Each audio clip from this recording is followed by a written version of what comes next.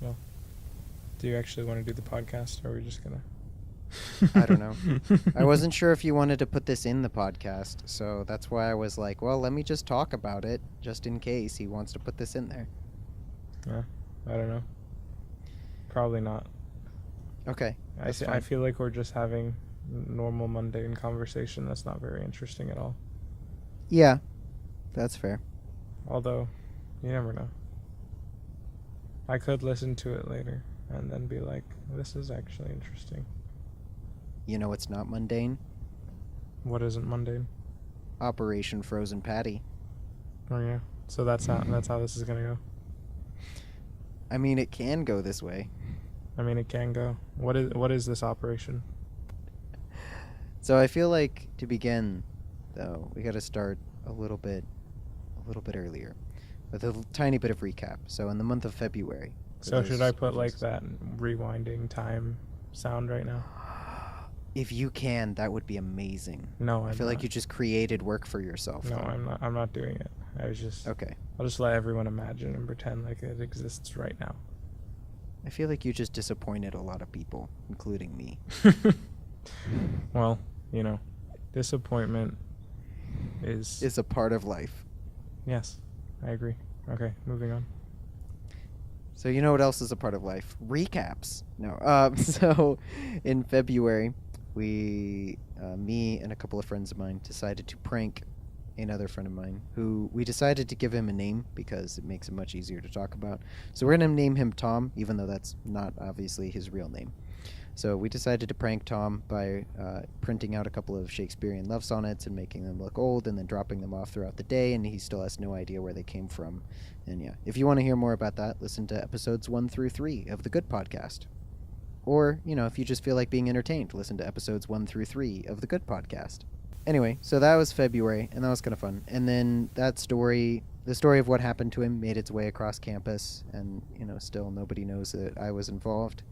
And what ended up happening was Tom annoyed another person on campus who we're going to name Mary Sue. And Mary Sue threatened Tom and said, you know what, I'm going to prank you even better than those other people did on Valentine's Day. So when I heard about this, I took it as a personal affront because I didn't think that my prank could be topped.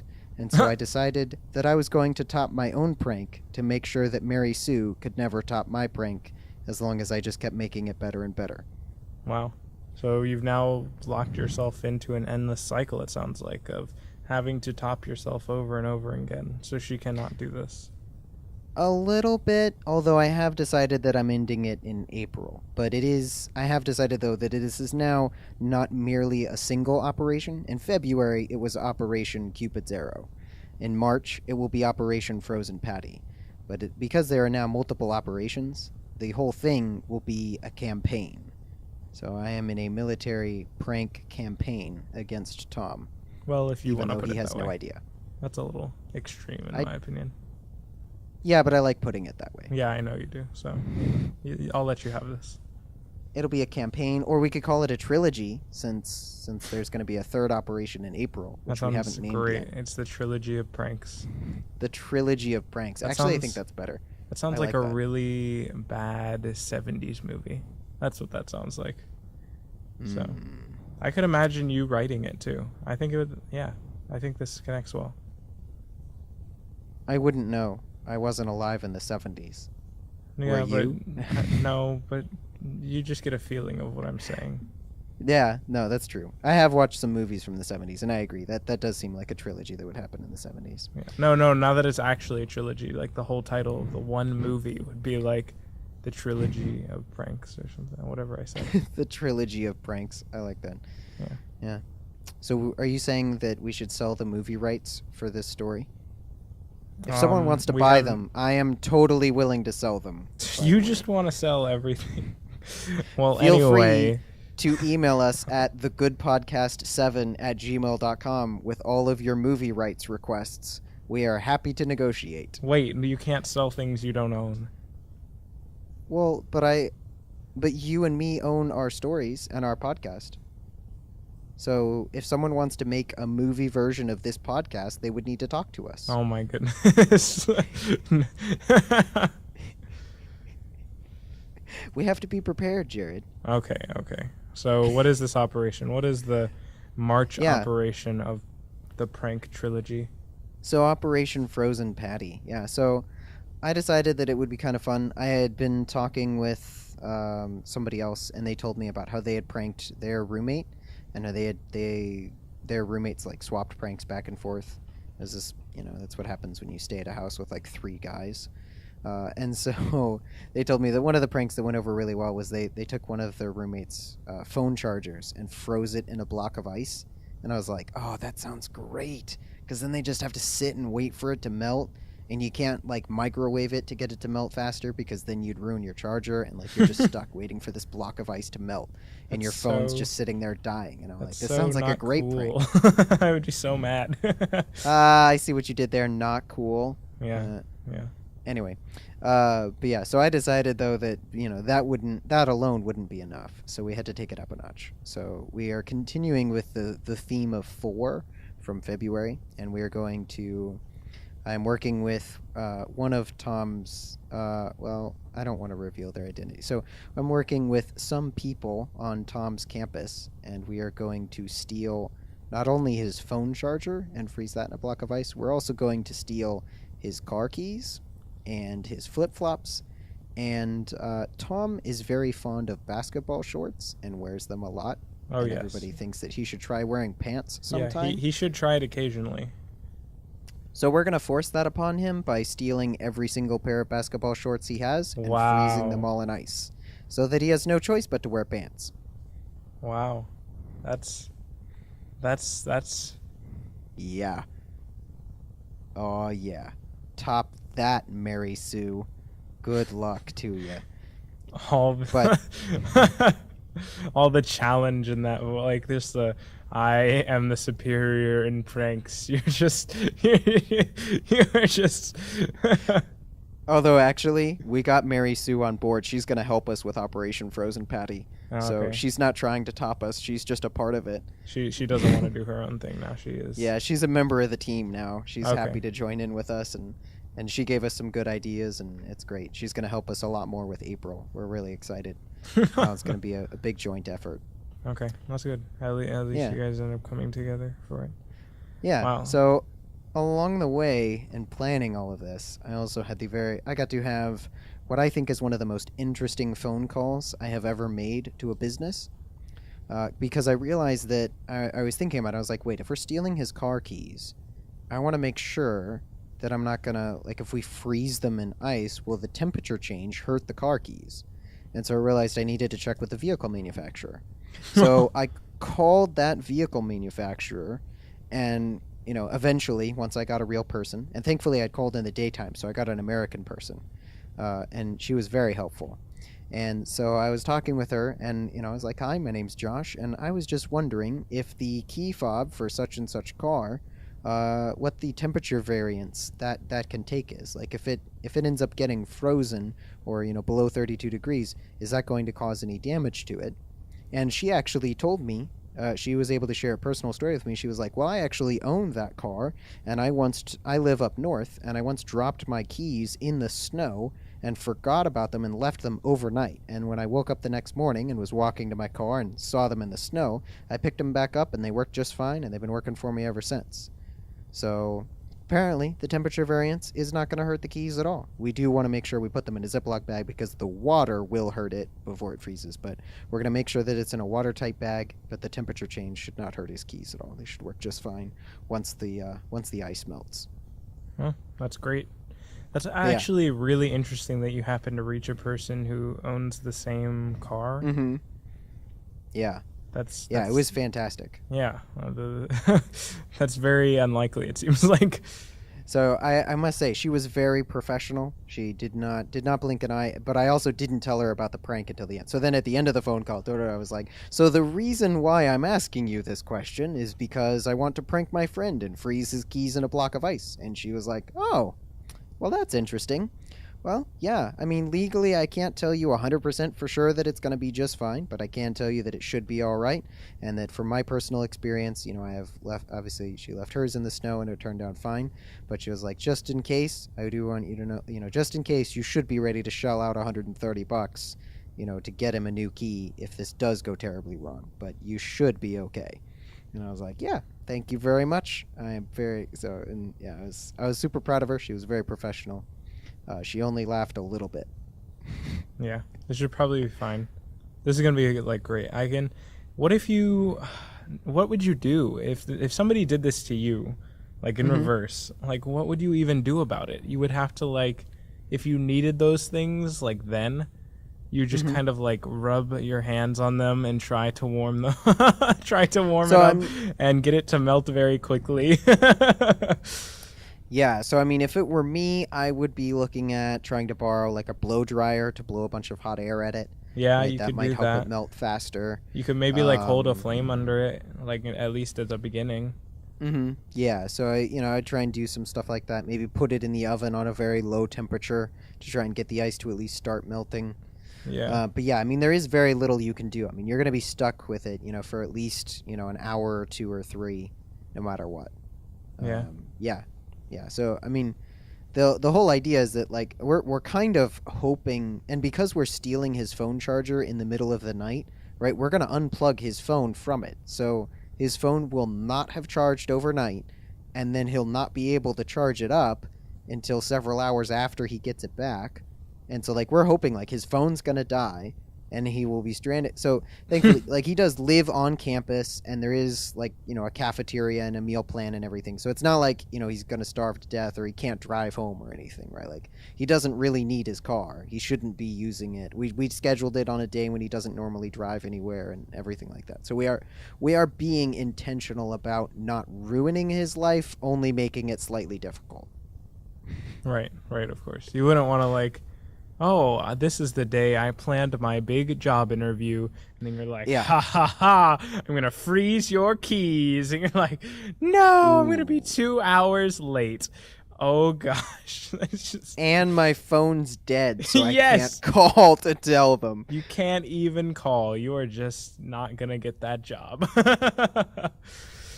Yeah, I really hope he doesn't have a job interview that day. Come to think of it, we would not know. Oh, that would be rough. You'd have a lot of apologizing to do. Yeah. Oh well. Don't schedule any interviews on that day, Tom, if you're listening, even though by the time this comes out, it will have already happened, so it's too late. But, if we ruined your life, Tom, I'm sorry.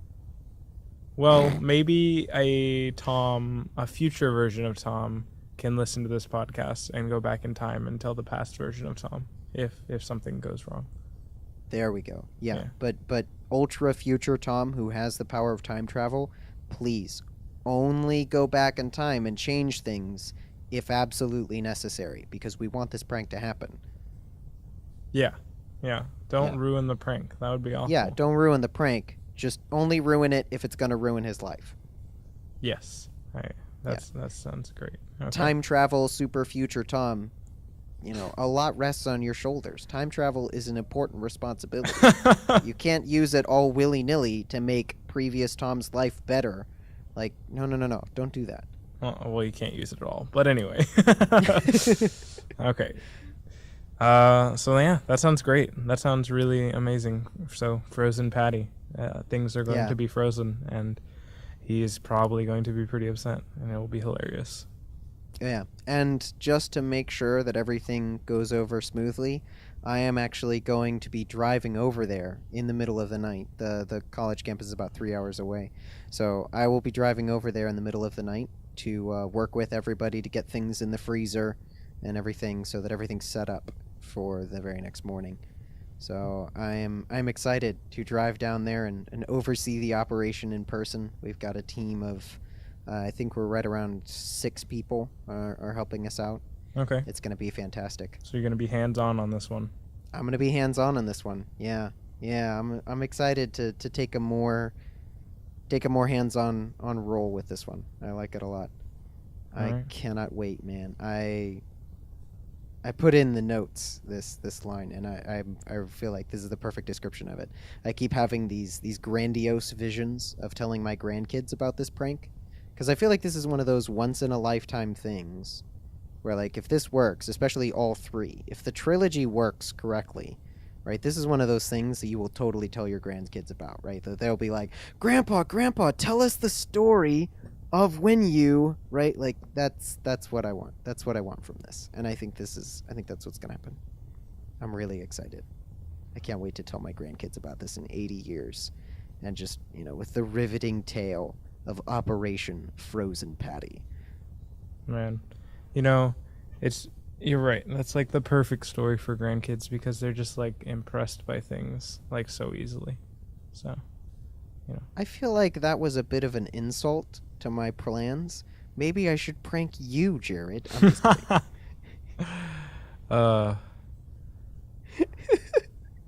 Well, anyway, I think let's go ahead and move on to the next topic, which is a topic that I actually thought of because I am in a bad situation. So the topic I want to talk about is passwords. And just thinking of that just hurts me a little bit inside because the problem is I don't have a system. And that's the worst way to deal with passwords possible. There are a few standard things I use, but there is no true system, so things kind of get rattled around and I can lose track sometimes. Not that I've ever been locked out of anything, and not that I think that will happen, but it is sometimes a process of me like looking through some things to figure out how to get into something, which is absolutely awful. Yeah, that is very sad. Yeah. Yeah, you should definitely get a system for that. It's funny. I don't know. Well, Dad doesn't listen to the podcast, so he'll never know that I share this, but he actually he creates a unique password for everything. He has a different password for each account, which is good. You do want to do that. That is the safest option. But he just writes them all down on a piece of paper. And that piece of paper has been the same piece of paper for about 10 years, so it's pretty dilapidated, and it also has about like 50 different usernames and password combinations like just strewn across the page in various places. And so it's really funny to watch him like grab the piece of paper and then like look all around it, both sides, to try and find where that one password is for that one account.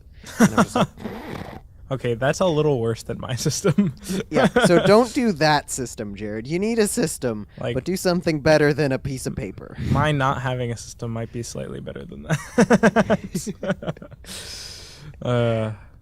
What about you? What is your system? What do you do? So I do the thing that everyone tells you to never ever do, which is essentially I use the same password for everything. However, I started doing that when I was about 14, and all I needed a password for was my Webkins account, my email, and that was about it. So Webkins account. Shh, we don't need to talk about that. No. Let's go back to that. I think that we can take a brief pause in the passwords topic, and we'll go back. We'll let you retell how your password life progressed from 14 up. But let's just so Webkins, huh? What is that exactly again? Let me just remind me. Give me a little reminder. So Webkins were kind of one of the first essentially like kid-friendly MMORPGs. Kind of. It was like a very dumbed down MMORPG. And so essentially, like, you could go to the store, you would buy this stuffed animal, and then the stuffed animal, there was like a lion or a tiger or a frog or a hippo or a whatever, right? And then that stuffed animal would have a code on it, and you would type the code into the website, and then you would have like a digital version of your little friend, the frog, and you could name it, and then you could like walk around town with it and go to the arcade and play games and decorate your house and whatnot. Oh my goodness! Yes, I'm getting a good idea. I think it's. Yeah. I'm remembering a little bit of what this could be like. So, I started my Webkins account when I was 11. I think, yeah, when I was 11 years old, I got my first one, and Yeah, I think I had it till I was around 15, Wow, that's pretty 14 or significant. 15. Was that like a big ask on your like birthday and Christmas for a long time? Yeah, yeah. For those 3 years, that was a big ask. There were various like extracurricular things that you could get, like little I don't know, little figurines or whatever. They would give you a tiny bonus in the game and stuff like that, right? And so now, to make it at least a little less childish that I had this thing for so long, the reason why I liked it is because I became a. There was one spot in this Webkins world. It was called the trading room, and there you could trade items with other players, right? And so Okay. I was able to essentially become a master trader. That was where I learned a lot of my negotiating strategy, or at least where I was able to put it into practice, right? Because you had very limited ability to talk back and forth, which I was able to use to my advantage because that meant that they couldn't ask too many questions. And I was essentially able to use the principles of capitalism to grow my wealth within the game very, very high. I became a pretty high level player because I was able to trade with other people. I had things that people wanted, and I was able to trade those for more valuable things that they didn't really want as much. And I was Okay. like, yes, this is great. So, see, that's a little different actually, because now, even though you're talking about being on this childish game, it becomes about economy in a sense, Hmm. which is a very Yeah, interesting thing. And yeah. that is a way for you as a younger person to kind of be involved in a form of economy, a form of Hmm. trading around and trying to improve your situation with simply your bartering skills, Exactly. which is a very interesting thing, actually. And I could see the value in that. There was a time that I played a game for that exact reason. I can't remember exactly now what game it was, but yeah, that kind of thing very much appeals to me specifically, where you're Hmm. just like trying to trade things around and make a good situation out of essentially nothing just by being good at trading. Yeah, and it was great because because I didn't have I wasn't my parents weren't willing to spend a whole lot of real world dollars and cents on this, and so I had very little to start with, but I was able to turn that into a lot, and I actually became somewhat known in kind of the Webkins community, and essentially like I was an antiques dealer. There were items that had been retired or that hadn't been available for a very long time, and I had a huge collection of things, and I was always looking for new things, and it was great. Like I essentially became like realistically, yeah, I was an antiques dealer. People would would come and find me and message me and be like, "Hey, do you have this thing, right? Do you have like this special item from Webkins's 10th anniversary that was, that happened 5 years ago, right? And no one alive has ever seen one of these things." And I'm like, "Oh, actually, I traded someone for one of those last week. Here, let me charge you way more for it than I paid for it." Yeah, it was great. Right, of course. You have to charge them more. That's just how this works. Like, if Yeah. they're seeking you out looking for a thing, clearly it's Hmm. valuable to them. So, Oh yeah. extort them. Yeah. At one point, I decided to challenge myself. So there was the regular old Webkins store, like the general store, whatever where you could go buy basic items for the basic currency, right? And that stuff was really simple. So I bought a basic item there for a very low amount of money, and my goal was to see what I could trade this thing for, right? And see how many times I could trade up, and I was able to trade it up very high. I essentially, it's a little hard to do like a conversion rate, but I essentially traded. I paid, I think like 100 Webkins dollars for it, which is really basic currency, and I was able to eventually through like 10 different trades turn it into something of nearly infinitesimal value. Like it was an object that didn't exist in the game and no one could ever get except for trading for it because it Wow. had been retired years and years prior.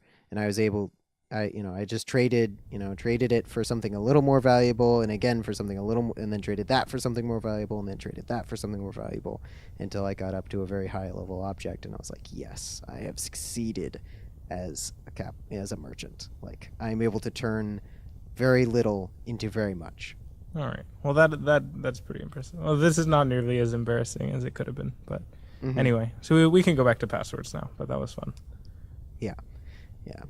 So anyway, you were saying you were starting to embark us on a journey of your password, life from the beginning of 14 years old. Yeah, so around 11, 14 years old, right? So at 11 years old, I had my Webkinz password, which actually my parents gave to me so that they would have that password just in case they, wanted to see what I was doing on my Webkinz account. Because, so much... Yeah, all the danger a kid can get into in Webkinz world, you never know, right? But so then at age 14, when I was able to create my own passwords, I started with one, and then as I got older in life and started to need something for when I created a bank account and different stuff like that, I needed a more secure password, so I had to create a new one. So then I still was only using one password for everything, but that new password had changed. So now I had two passwords, right? I had the password for my really old stuff and then a password for my new stuff. And then about a year ago, I ended up needing to create a third one. So I really just have 3 passwords. And it just depends on how old the account is as to which password it is. Okay. And then that's about it. That's my system, which is terrible. I don't recommend anybody do it. But it's what I have, and I'm too lazy to do something different. Yeah, I Plus, I'm understand. not a I millionaire, understand being too lazy to do something different. That's why I'm in the boat I'm in. Yeah, I'm kind of like, I'm too lazy to do it. Plus, I don't have any money, so what are people gonna do? Right? Like, oh, you hacked into my account. Congratulations, you got $20. Enjoy it. So, yeah, it's not very satisfying. Like Yeah, more valuable not worth than the hacking. money they could get from you is the information. I guess, but then I'm like, okay, you can see all my Webkinz transaction history. Good for you. Or what do I have to hide? Where you go all the time and all your posts on anything. But yeah, I don't know. A lot of that stuff can be public anyway. It kind of. Yeah. So it's not. So I don't know. Yeah, choosing one password for all your things is maybe not the most secure way, but it's not. I don't know. Yeah.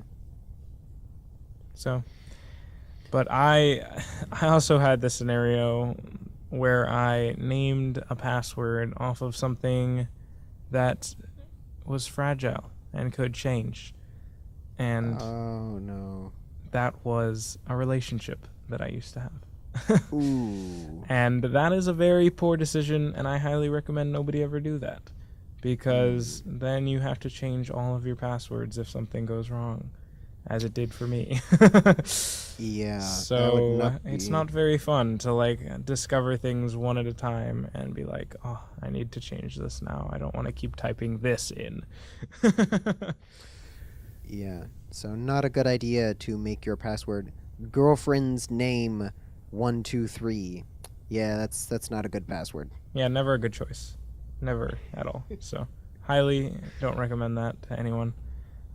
So by now, all my passwords have changed to something very neutral, but still very personal and hard to guess. So most of my passwords are pretty secure, except for things I just don't care about.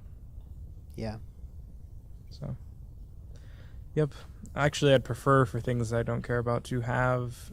Normally, they are less secure things anyway, and I feel like they would have worse security and could get hacked more easily. I don't know why somebody would hack something that maybe I don't care about as much, but, if that were the case, I would prefer that I do not put the same password that I put on that junky thing that I don't really care about as I put on my bank account. So... Yeah, that's true. That's a good point. If somebody hacks Webkinz, I don't really want them getting the same password that I use for my bank. Yeah, that's true. Yeah, I do use an older, weaker password for my Webkinz account. I think it still exists, actually. I should check that out. I wonder. Man, how valuable must be all of the stuff that I have now for it's some of this stuff's close to 10 years old. No, things can only be valuable if there's a demand for them.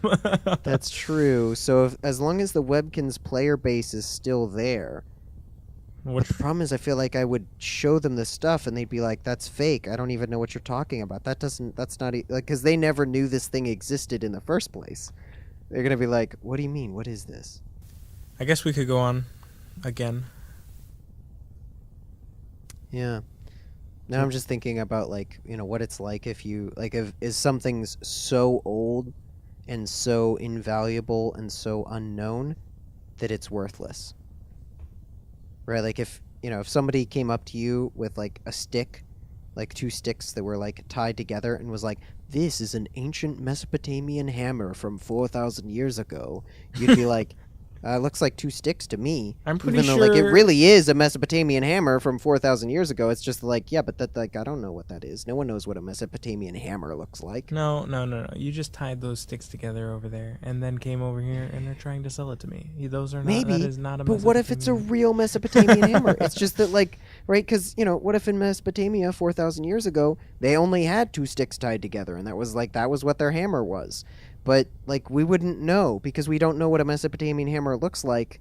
We could be, stumbling upon these incredibly valuable Mesopotamian hammers, right? Like a Mesopotamian hammer from 4,000 years ago sounds like it'd be $1 million archaeological find, except not because no one's going to believe you. They're just going to go, no, that's two sticks tied together. That's not a hammer. No, no, no, no, Josh. You just have to sell it properly. That's how archaeology works at all. They just dig random things up, and it doesn't matter where it's actually from. They just say, "Oh yes, this is definitely 14 million years old, and this one guy in something used this thing," even though they don't say people were around 14 million years ago. But you get my. As long as you sell Yeah. it well enough, it will be an archaeological find. It works out. That's an interesting rationale. I feel like you have something against archaeologists, but No. I think there's a lot of legitimate people who do it, but there could definitely be But- some of that going around. but speaking of selling things, I have a new job. I have accepted a position at the Orlando International Airport. I work with a company selling electronics. So it's pretty fun. I do really like what I do.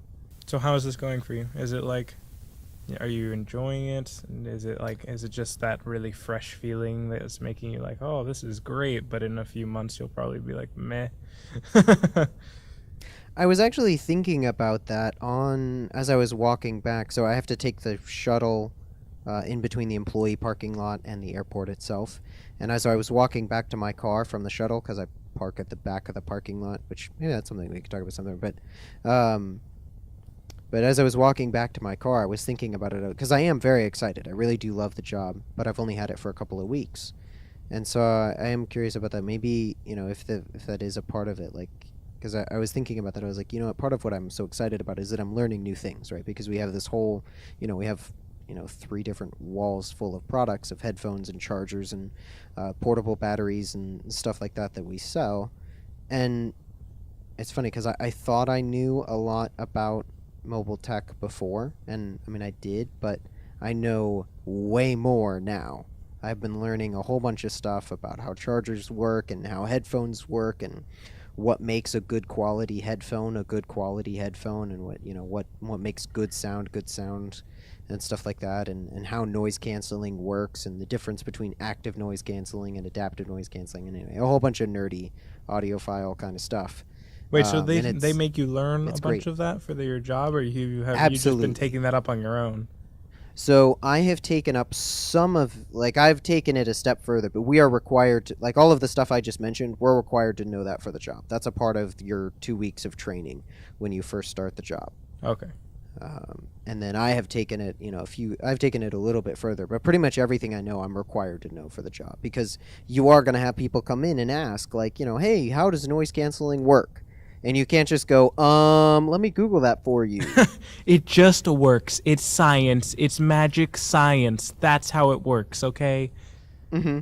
Yeah, we're not allowed to say that. So we do have to, you have to at least, even if you don't necessarily, like some of the people that I work with may not like really understand the technology of exactly how it works, but they can repeat a phrase that will make it make sense.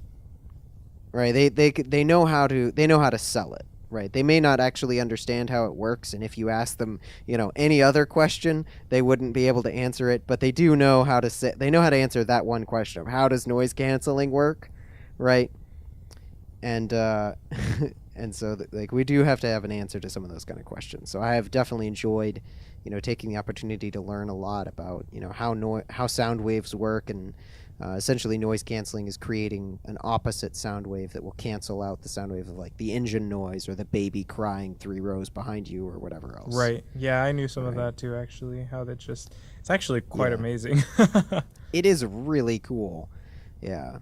And so, like, the difference between active noise canceling and adaptive noise canceling is, in its most basic form, active noise canceling is really just creating one almost a white noise kind of block out sound, as opposed to adaptive noise canceling. There's going to be microphones on the outside of the headphones that are listening to what's going on and specifically tailoring that white noise to block out specific things. So active noise canceling is more of just a passive one thing that's going to block out general background noise, whereas the adaptive noise canceling is intelligently switching in between, switching and tweaking that white noise so it's blocking out all of it. Right. And that, kids, is how you sell $500 headphones. These things are amazing. They block everything out. You need them. Exactly.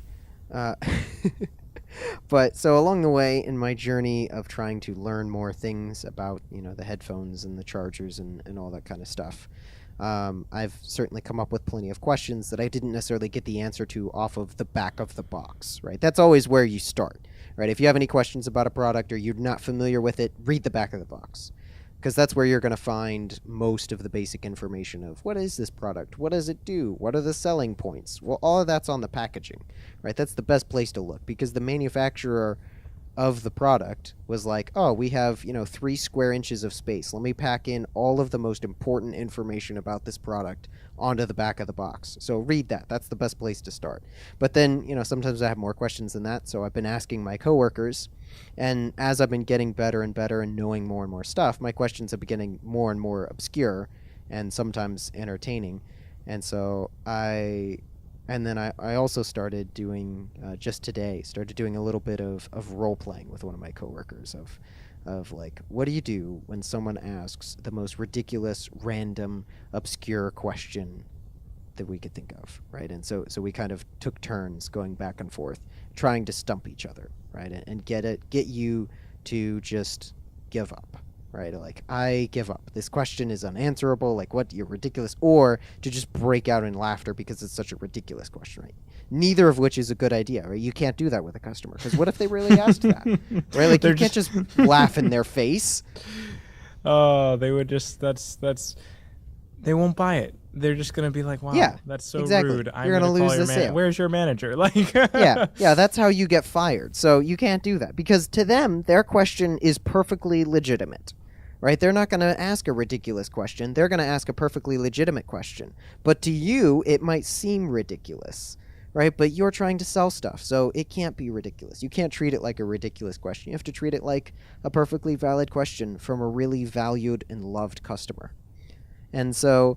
But so to practice this, me and my coworker, we took turns asking more and more ridiculous questions. So one of the ones that I asked her was, I put on this like Southern California Valley girl accent or whatever, and I just asked her, I was like, so I heard that Bluetooth kills trees, and I do not support that. I love the trees, and so does Bluetooth kill trees? Because if so, I am not buying these.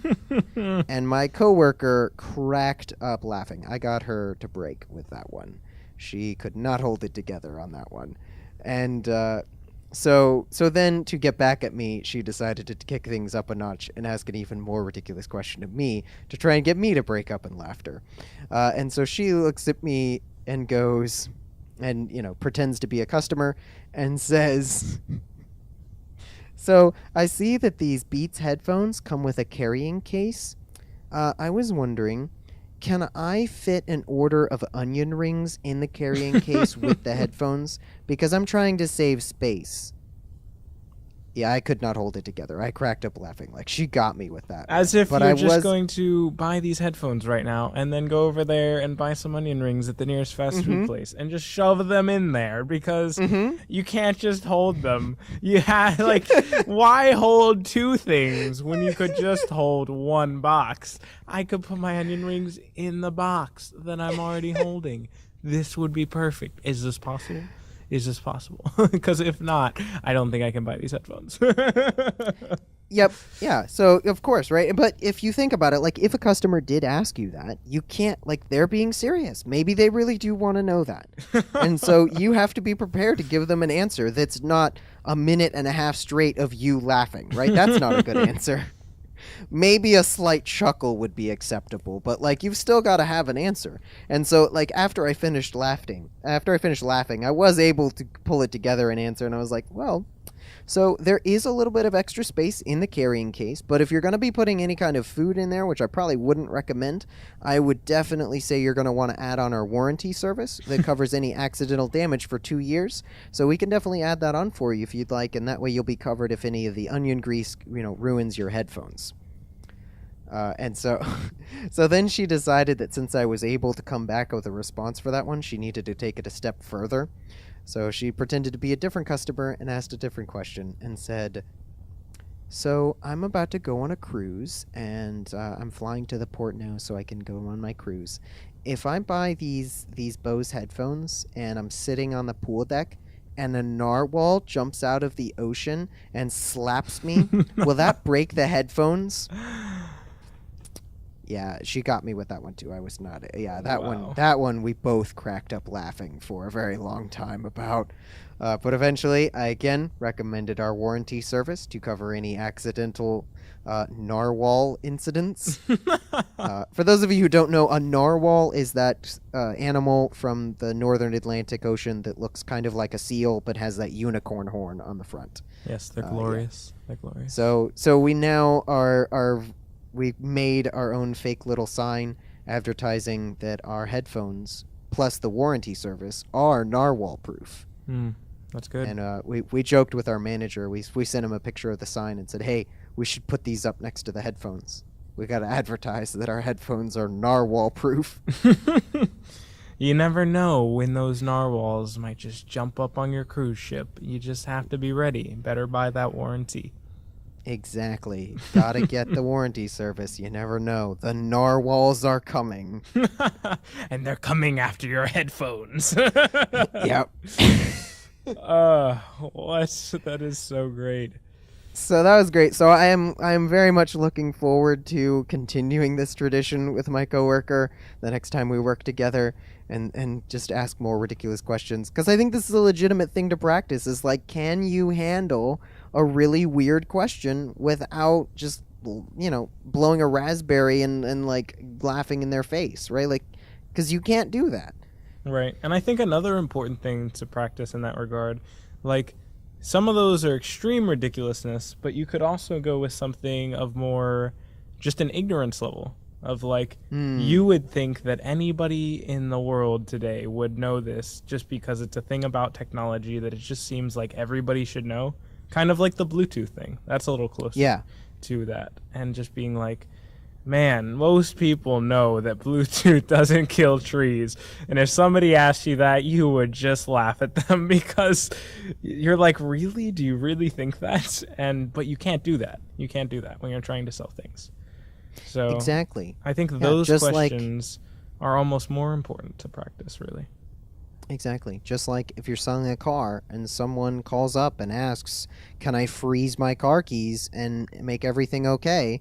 Then you've got to be able to say, yeah, you can do that, and share a personal story and everything like that lady that I called from the car manufacturer. Like, she did a great job. So I was very impressed with her and inspired. And so I think that kind of inspired me to do this with my coworker and be like, what would we do if someone walked in and said, hey, so I want to prank my friend and freeze his headphones in ice. Will that hurt them? Like, honestly, actually, that's a good question. I'm going to write that down because I don't know the answer to that. I need to, who knows, someone might ask that. I should find that out. Or at least try and get her to laugh by asking her. Yeah, either way, there's something that can come out of this. Yeah. Yeah, that's a good one. uh, well, as we talk about dumb questions, that Mm-hmm. kind of makes me think of the classroom, where all Uh, dumb questions are asked. No. Ouch. Wow, man. And the All teacher always right. claims there are no dumb questions, but all Oh, questions hang are on. dumb. Though, speaking of dumb questions, you kind of alluded to this, but let me just clarify. Bluetooth does not kill trees. It is a wireless transference of audio, but it does not have any harm on plant life or any other living creature. So Yes. you are good to use your Bluetooth around the trees. Yeah. No trees were harmed in the making of this podcast. Just want to clarify Yeah, that, don't just in feel case anyone bad was wondering. about it. Bluetooth is great. It's a great feat of technology. It does not kill Hmm. trees. It's great. Yep. So don't feel bad about using it. But as I was saying, Anyway, but yeah. you know, So back to school. yes. So, all the teacher always claims that the questions aren't dumb, but they are. We all know they always are. The Yeah. teachers do so good about not making the students feel dumb sometimes, Mm-hmm. except for the teachers who are just mean. But that has its place too sometimes. Yeah. But anyway, so it just reminds me of school and the classroom setting, and Yeah. we spend a lot of time there. We do. Both of us spend a lot of time Yeah. there. A lot of our lives have been spent there over the past, I don't know, lives. Yeah.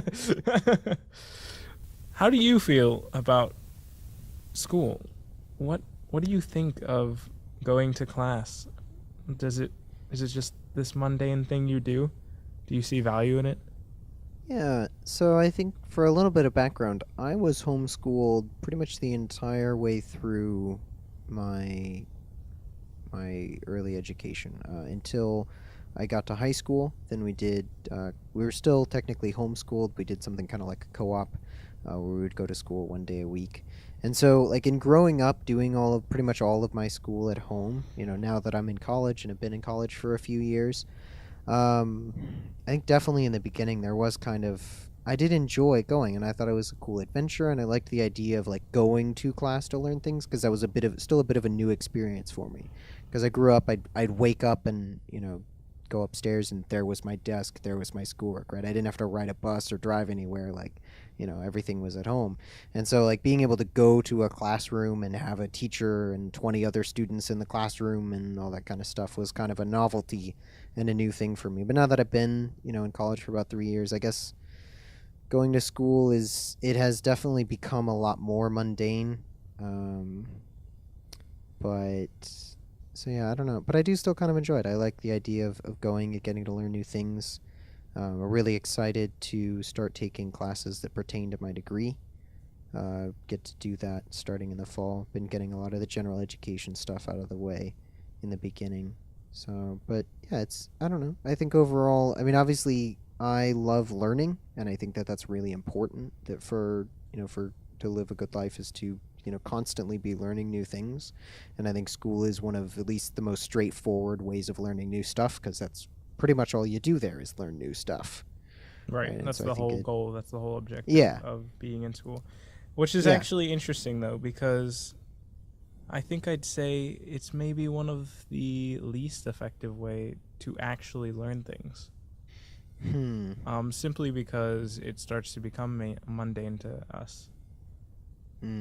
Like a lot of the time, as you mentioned, it's the most straightforward way to learn things. It is not the only way. There are ways where you can. I mean, with the internet nowadays, you can learn all kinds of things if you want to. If you're determined to learn something and want to do research on it, you can learn it. It is there waiting for you on the internet. There's so many topics and so many things sitting out there, and nothing is stopping you. Literally. This is the best time to learn if you want to, but it's also a time where a lot of us are becoming lazy in our learning and just kind of, we go to school to learn and then just going because that's just what everyone does and not really learning. I'd suggest. I think there's this thing, there's this thing where we do when we're studying to get through quizzes or tests or homework points. Sometimes, some people, not everyone. Some people can actually learn in school, but some people definitely do this, in my opinion. So there's like that idea of like, am I studying to learn or studying to pass a test and studying to get the grade? What am I doing here? Yeah, I think that is a good distinction, and definitely. I mean, there are times in my life where I could tell the difference, right? I can think back, and be like, oh yeah, in that class I learned stuff, and in this other class, I just passed it, even though I got an A in both classes, right? But I know in one class I actually learned things, and I could still tell you some things that I learned in that class, whereas in the other class, I just passed the test, and as soon as the final exam was over, I forgot 90% of what I learned, and the other 10% has slowly been fading out over the last year or so. I remember almost nothing from that class, even though I got an A in it. Right. And I've had some classes like that. It's really depended sometimes on the subject, honestly. Some of these things I've just seen as, man, I already did this like a bunch in high school, and I really don't care about it that much, and I really didn't learn anything new. Or I didn't care to learn anything new, so I just got through the class and got the grade. Yeah. Sometimes that can be the case, and sometimes more recently I do actually learn the things because they are becoming more important and things I actually care about and things that I came with the intention of learning in the first place. So for me, this last semester has actually been great because it has been the first semester where I am taking only classes towards my degree. And that has been great because I am interested in every class, and I am interested in every project and every assignment. Everything that I'm doing, I am very much interested in and actually focused on and wanting to learn. And I mean, it is work, don't get me wrong. It's hard, and sometimes it's straining, but it's worth it now.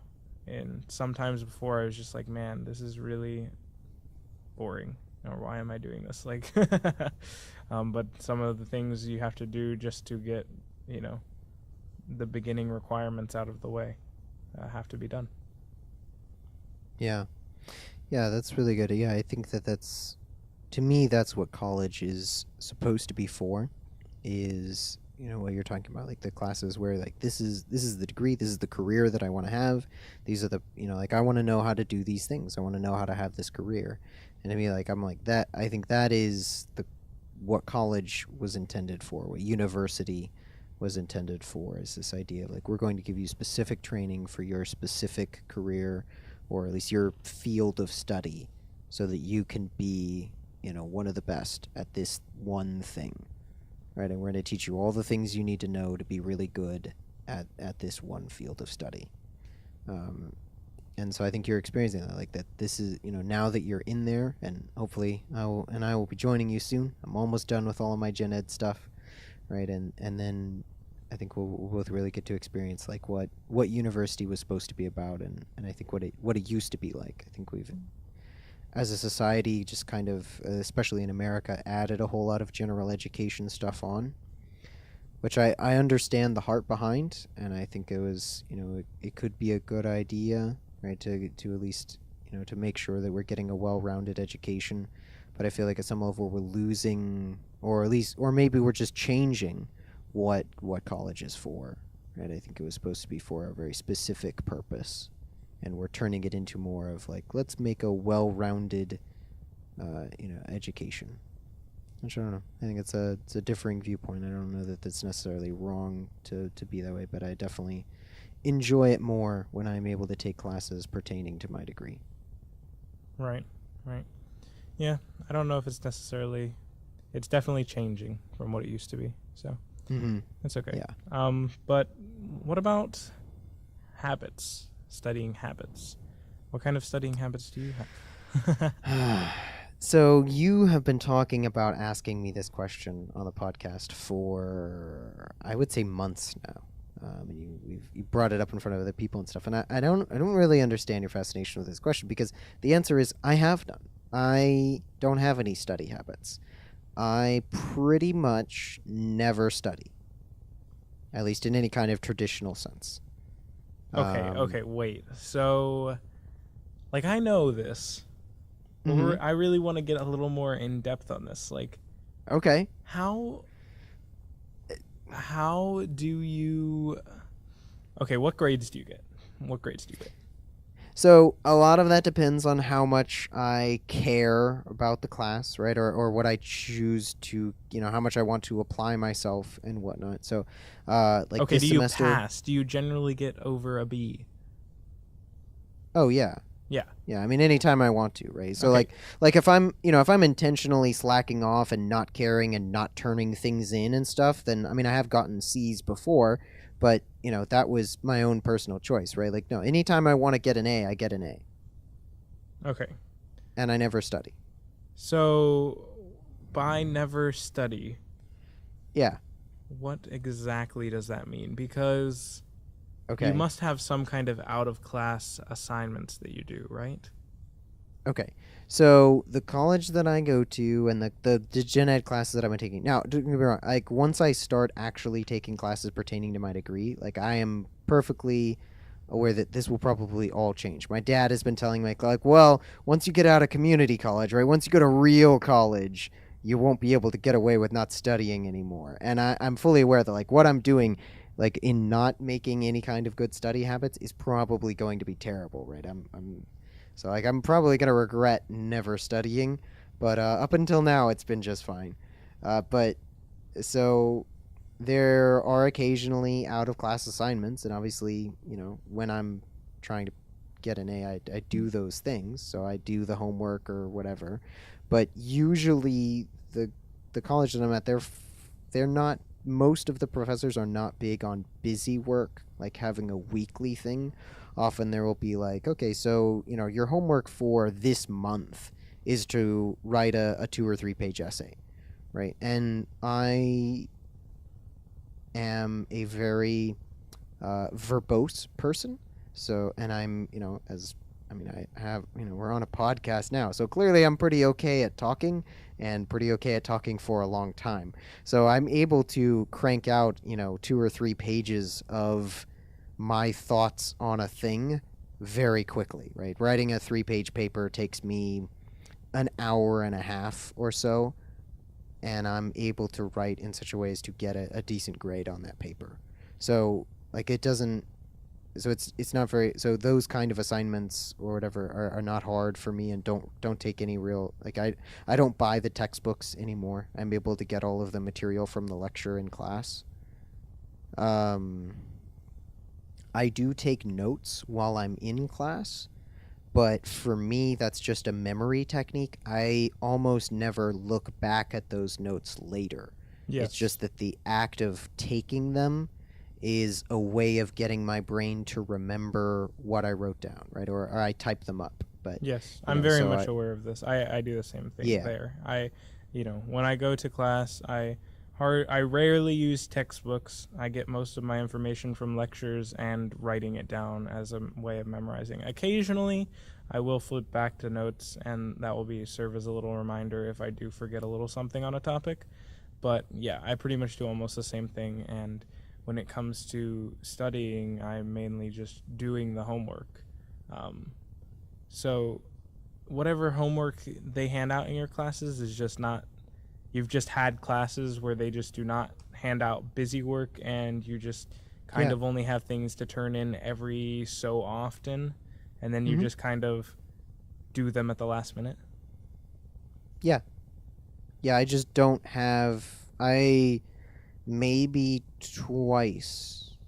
I've been, with the college. I mean, I'm about to get my associate's degree, right? So for 2 years worth of college, and I have had maybe 2 classes that had busy work on any kind of regular basis. And there I would just do it in 10 minutes either. Oftentimes what I would do is I would, if they, is I would just do it in class. Like while class was going on, I would do the homework and then hand it in at the end of that class. Okay, so like, what are some examples of classes that you do this in? I mean, like right now I'm taking medieval humanities, Okay. and there's no busy work homework. There are various projects or, a quiz every once in a while, and I'm just able to remember the material.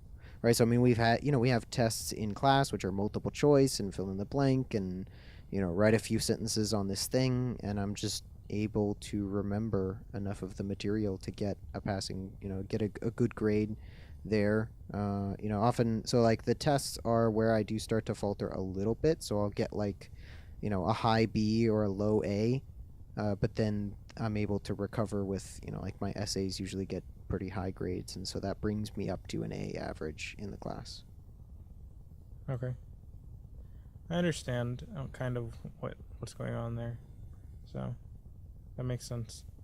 That you, because yes, for some of those classes, I could see where you could get away with a little less studying, or no studying in your case. I think maybe you're just particularly good at retaining the information based off of just a lecture.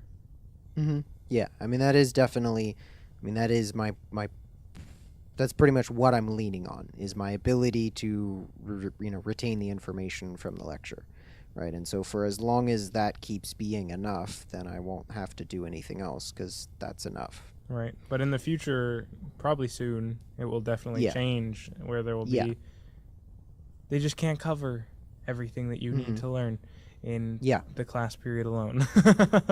yeah. And so when that happens, I am screwed, very much so, because I am very bad at studying. The once or twice that I tried it, or even just sitting down to read a chapter of a textbook, like I am very, very bad at doing that. I am going to, yeah, I'm gonna need a crash course in studying, uh, once I get there. Well, maybe I can provide that for you. Yeah, maybe you can help out. Or also, the YouTube channel Crash Course actually has a couple videos on studying, and they're pretty good. People should check them out. Oh, that's true. But yeah. Anyway, hashtag not sponsored. But I would totally love to collab with John or Hank Green anytime. Feel free to shoot us an email at thegoodpodcast7@gmail.com. Yeah, because they're We'd love to definitely listening collaborate to with you this. guys. Um, Definitely. but so I'm just wondering your opinions on procrastinating homework. Do you think that you shouldn't do this, or do you not really care because you normally get it done and get an okay grade anyway? Like, what do you think? Okay, so I agree with the general wisdom of the ages that you should not do that, right? That procrastinating and doing it all the night before or the morning of or whatever is a bad idea and doesn't help you retain the information long term and doesn't really help you learn it. It's really just helps you get a decent grade and all that. I think all of that is definitely true, Mm-hmm. but I do it anyway.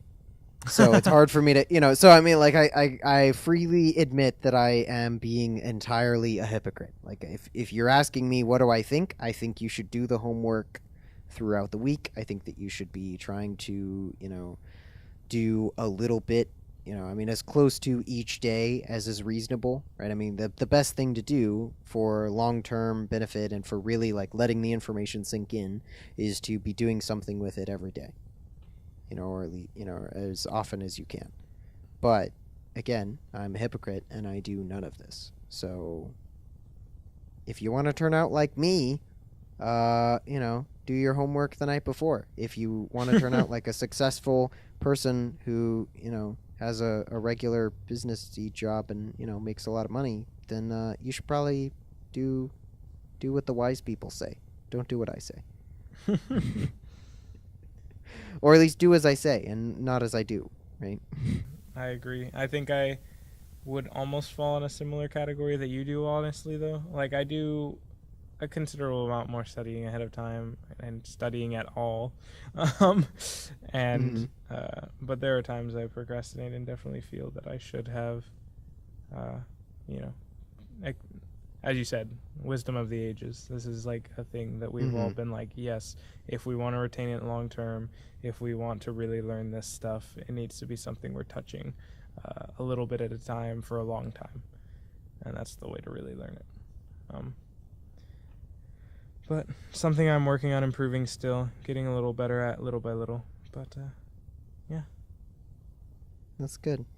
Yeah, so, in like a year or so, they'll probably, the long-term listeners of the podcast will get to hear Josh when he gets to real college and, is in real classes where, like you said, they don't cover everything that you need to know in the lecture. You'll hear me going, please, do your homework now. Study. Learn how to study. If only I had listened to the wisdom of the ages, right? So you all will get to hear me say that. So yeah, subscribe to our YouTube channel or follow us.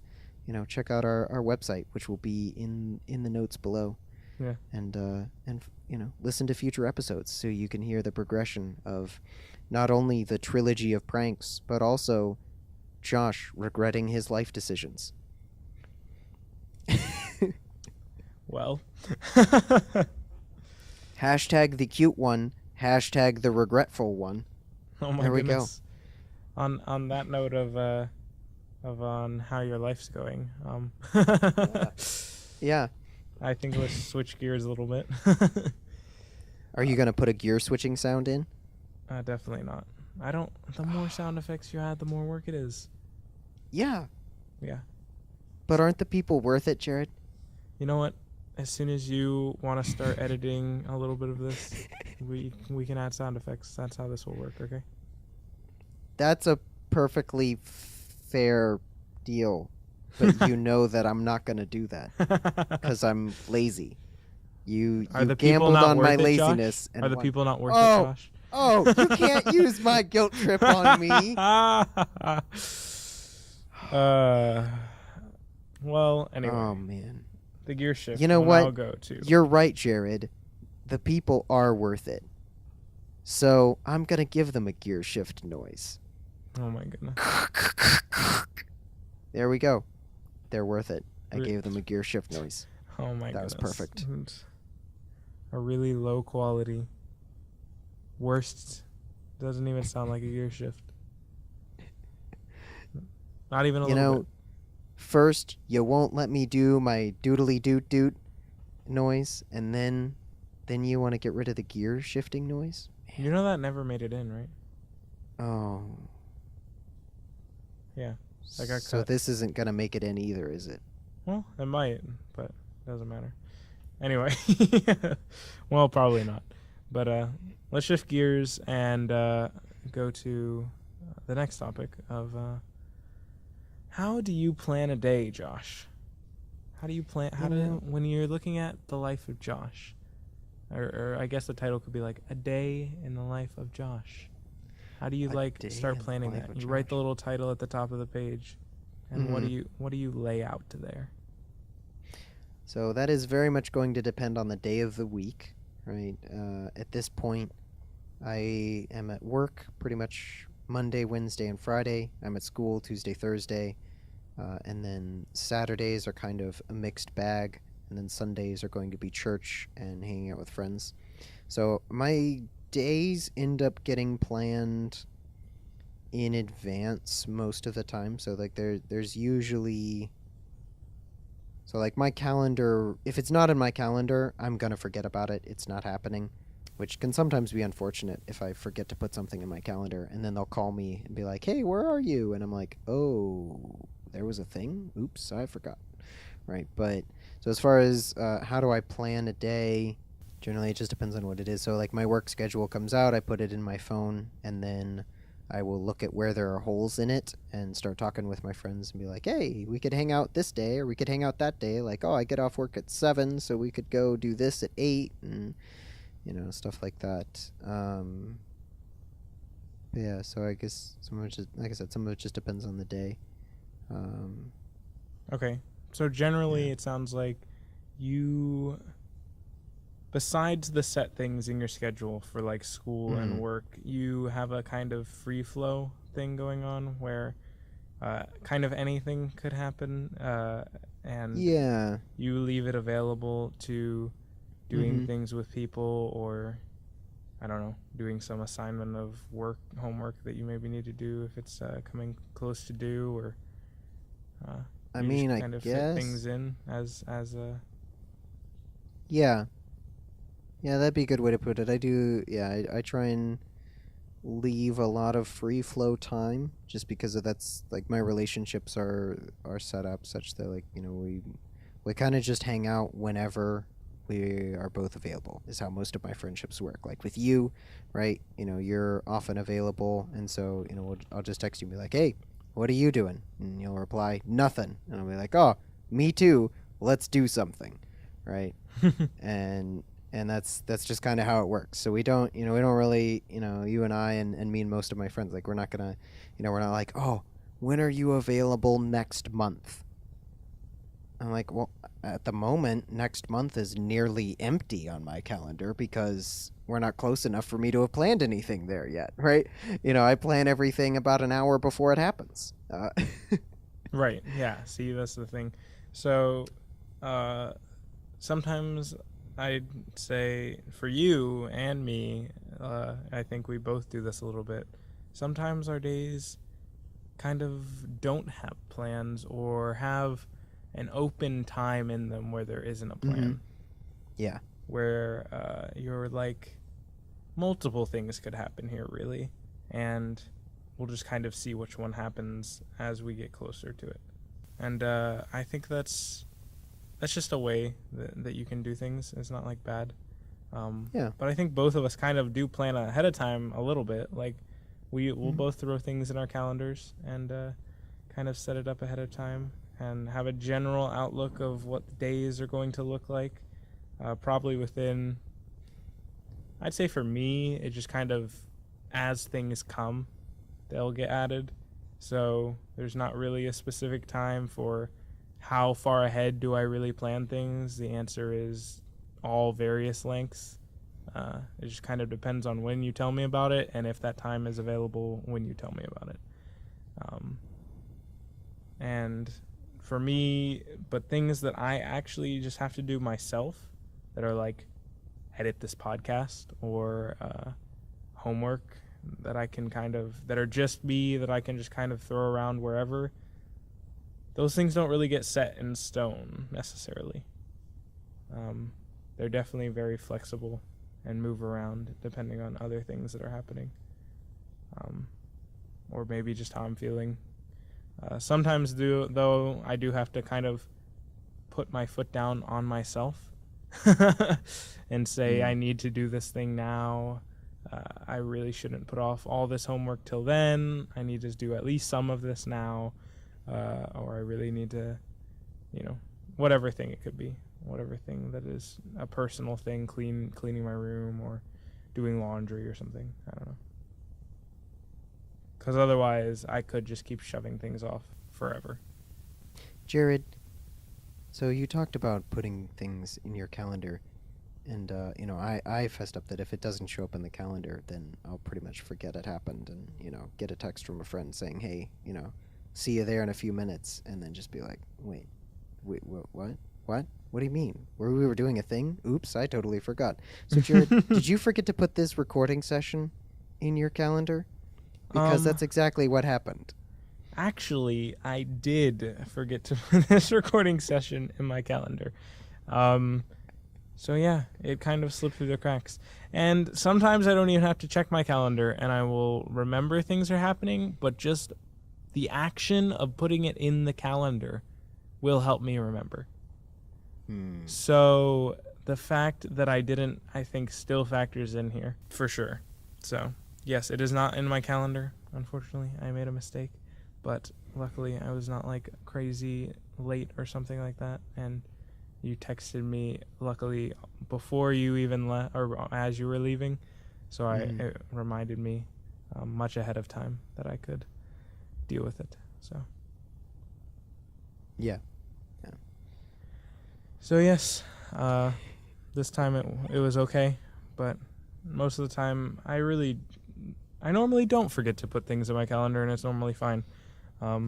This was just one of those things that slipped. Yeah, there was a time when I used to be able to hold everything in my head and I didn't have to put stuff in my calendar, right? When I was like, 15 or 16 and my social calendar was very empty, and so I could remember because, I only had one thing going on that week and I was like really looking forward to it. So I was definitely able to remember that one thing. But then, as I got a car and got more friends and got into college and work and all this kind of stuff, I realized like it is not feasible to remember everything I'm going to do this week and just hope that I always remember. Right. And so I was like, I need to have a calendar. I need to start putting things in the calendar. And then it was funny because I realized like I totally transitioned from keeping everything in my head to keeping everything in my calendar. And I didn't realize this until, a couple of times in a row, people would invite me to a thing and I would, it happened several times in a row, man. And I'd be like, "Oh, yeah, that sounds great. I'll totally remember that." And intentionally didn't put it in my calendar because I was like, "Oh, I'm going to remember that." And then all 3 times in a row, I forgot about all 3 of those things because my brain just throws everything out the window. Like any kind of dates or times get thrown out of my brain automatically. They're just automatically deleted because my brain's like, oh, it's in the calendar. Surely Josh remembered to put this in the calendar, so we can just delete it. And yeah, so like everybody knows me now. Like there are times where people will just be like, Josh, I'm going to stand here until you put it in your calendar because I know as soon as I walk away, you're going to forget. So put it in your calendar now. And I'm like, oh, yeah, you're right. Like, good on you. Yeah, good point. And so, like, I have to put it in my calendar as soon as we've talked about the thing.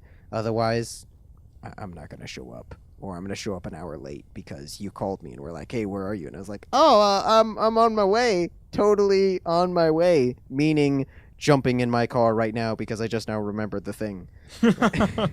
I'm literally getting dressed right now and brushing my teeth right now and running out the door right now, all simultaneously. Exactly, right? Like, oh, well, I mean, I remembered about the thing when your name showed up on the caller ID, and Yes. so I started getting ready as I was picking up, like, I slide the little green button over, and I'm like, yeah, I'm on my way. Yeah, I'm getting ready right now. Yeah. Hey, no, I didn't forget. Yeah, I did. But yeah. So after doing that 3 times in a row, I have hardcore, put in my brain like, no, Josh has to put it in the calendar. Otherwise, it's not happening. Yep. Yeah. Yeah, I understand that. Yeah, and I have to see, a lot of the times I can normally remember. But, I'll just check my calendar occasionally, at least probably once a day, just to make sure. But it really makes a huge difference to just put it in there, even for the sake of just remembering it. It's just like a memory thing for me. If I put it in the calendar, my brain says, oh, let's remember this thing because it's a thing that's actually happening. You thought it was important, and so you put it on the calendar. See, our brains think about it a little differently there. How your brain goes, oh, it's on the calendar, so I need not think about it. Where my brain goes, oh, it's on the calendar, so it's important, so I will remember it. Yeah, so I end up checking my calendar pretty much once a day. I will, in the morning, I'll look at the calendar, and then that's pretty much it. Right, I don't need to look at it again because my brain has also kind of been trained to essentially every morning take a snapshot of the calendar and then just remember all that stuff. So I remember what I'm doing today, but I do not have any idea like if you ask me, like right now, today is Monday, if you ask me what I'm doing on Friday, I'm actually thinking about it right now. I'm like, I mean, I know I have work, and then after that, I think I have a thing. But I honestly have no idea what that thing is. Do I have a thing? I don't know. Do I have 2 things? I think I have 2 things. But I don't know what either of them are. When it starts to get that far out, I also become pretty unaware. But it's like when it's closer, like tomorrow, like, yeah, I know what I'm doing tomorrow. Like, I'm aware because it's okay, tomorrow. See, now that is where we are different because I was just thinking about that. I was like, wait, maybe if I am close. And I thought about it. I was like, tomorrow I have class. and then I don't know what I'm doing. I totally forgot. Yep, I have no idea.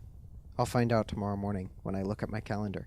Like that's that's it. Now, I mean, obviously I could check now because I do keep my calendar on my phone. I don't have a physical calendar. But Right. which is Right. that should be interesting. So I use Google Calendar because I'm basic and I like basic things. No, I it's mostly just because I'm too lazy to find something better. I know that there are better options out there, but and I tried one or two of them, but the other problem is that I like things the way that they are. I'm somewhat resistant to change. And so, like, I know I could find a slightly better calendar, but Google Calendar isn't really like, it's working fine. And so I'm not very motivated to find anything better. But what do you use? Right, I could understand that. I use Google Calendar also, and Oh, okay. kind of for a similar reason. It's just kind of like, well, it's already there. My life is kind of integrated with Google already, so Mm-hmm. this is just an easy, thoughtless Yeah. choice, and I just kind of use it. And now at this point, I'm like, yeah, this is just the thing that I'm used to, and it's fine. It's not like, I don't know. I don't feel like, oh man, I just wish I had something more out of my calendar, or I wish there was some little feature that I don't have using Google Calendar. There's no feeling of missing out here. So I'm just like, Mm-hmm. I'm fine. Google Calendar is fine. It's acceptable. It's a calendar. It lets me keep track of my life. Like, what else do I need? Nothing. So it's fine. I don't know. It has notifications if I want it, which I don't really use that. But Mm. do you use notifications for your calendar? I do, actually. I should probably stop, or at least stop using it all the time, because I just realized, like, I have them, but I just always swipe them away immediately as soon as they come up and go, ugh, I know I'm supposed to go to my next class. I'm sitting here at school. I don't need a notification to tell me that one class has ended and the next one is going to begin. Like, I know that. The Exactly. professor just left the room. Right? Exactly. And so, like, I'm like, wait a second. So now that, like, as soon as you said that, I was like, yeah, I should turn off notifications. I don't really need that for almost anything. See, yes, that's what I thought. I was like, for a while I was doing it like that, and I'm like, no, I don't need these things notifying me. These notifications, I never set them appropriately where they'd actually be useful, where I'd want them to notify me like an hour ahead of time and then 30 minutes so that I like get a heads up of when I should get ready and then a heads up of when I should be leaving. Like I never set them up properly to be that way. So unless Mm-hmm. I did that, it would be absolutely useless. And I don't really feel like doing that every time I set up a new event. I normally can just remember, so it's fine. Yeah, so in the beginning when I was in the transition, like I'm in the habit now of like when I set up something in my calendar, I do set up the notification for, roughly the time I would need to leave by. And so like I'm just in the habit of doing that. So all my notifications like are timed properly for the event, but I only needed that for the first little while I got used to using the calendar, right? And so, like, while I was training my brain to remember this day's activities. But I realized I don't need that anymore. That was kind of like a training wheels thing. Like, just in case you forgot that this event was today when you looked at your calendar today, here's the reminder to let you know, oh, yeah, I forgot I have that thing, right? Like, but now I don't need that anymore. Like I am thoroughly I can trust that I will remember it for the next 12 hours, right? But no further than that. But I can trust myself to remember everything that's going to happen in the next 12 hours. Right. Yeah, So for I sure. will be turning off the notifications. I actually just wrote that down. Like I was like I'm going to make a note of that. Once we're done recording, I'm going to go turn off calendar notifications on pretty much all of my calendar events. Yep. Yeah, that's good. I'm bringing good change in you. Yeah. Yeah, I'm um gonna remember when to go to work because, my alarm's gonna go off to wake me up. right, exactly. So I want to get a little more specific in this actually though. Like with the Okay. how do you plan your day thing? Like Mm-hmm. how about for more like small things? Like if in a day you're going to be home between uh for example, just say you get off work at like 4 or something and you are going to be home from like 5 to till you have to go to sleep at night. And how would you allot that little time if you knew you had to do like some laundry or had to, just various things you had to do, little chores or whatever you had to do in that time or wanted to do in that time? How would you decide like what am I going to do in this time? Or do you just kind of let it happen and you don't really plan it out and you spend a lot of time maybe just sitting there watching Netflix? I don't know. Yeah, so the answer is I don't. Right? If I'm going to be, if I get off work at 4, right, I get home at 5 and I have nothing else planned that day, then I have nothing else planned that day. The calendar will be blank. And I will just try and remember, oh yeah, I have laundry to do, or oh yeah, I got to mow the lawn at some point this week, right? And so that's it. I'll just be like, oh, I got to mow the lawn at some point this week. And the other thing is, like, from 5 until going to sleep, like, that's enough time where I'd probably try and plan hanging out with somebody. Or I would watch a whole lot of Netflix and be like, oh, I can do the laundry later. Like, oh, I can do it at, I'll do it at 10. Like, I'll start at 9. And then 9 o'clock comes around and I'm in the middle of an episode. I'm like, well, I want to finish this episode. Right? And, and then I just end up not doing it at all. That's pretty much how it works at this point, because Josh is a terrible procrastinator.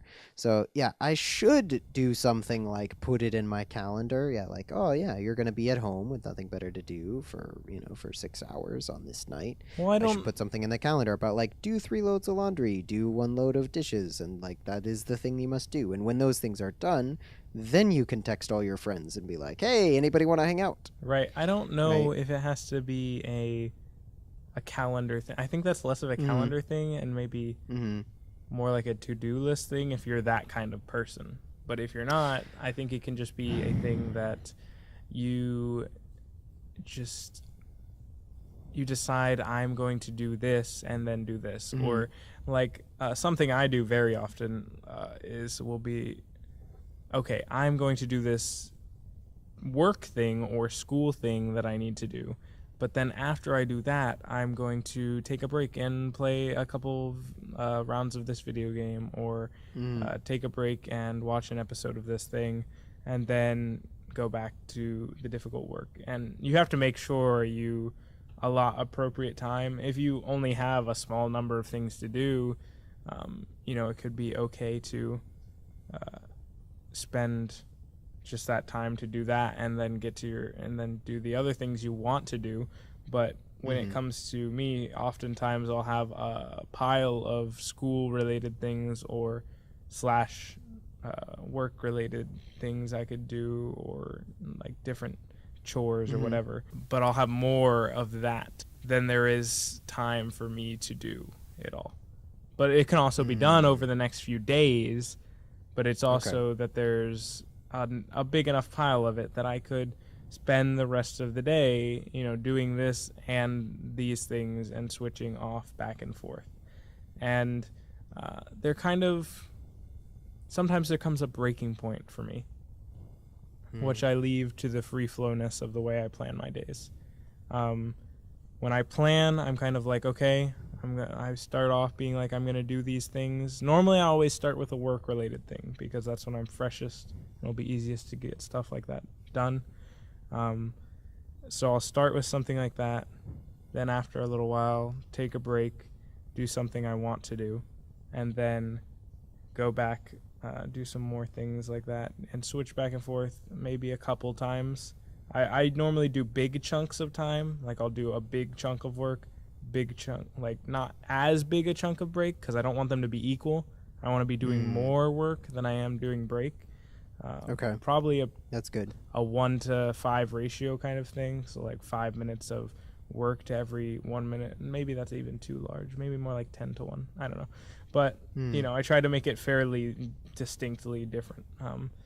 So I'm getting more work and just kind of taking that light ease break to just have a break in all that work. And so I'll do, but then eventually, after switching back and forth probably a couple times, I'll reach a point later in the day, generally 9 o'clock if I start early, that I'll just be like, man, I'm just so inefficient right now. It will be better for me to just relax a little bit right now, go to sleep, and then get up and start fresh in the morning.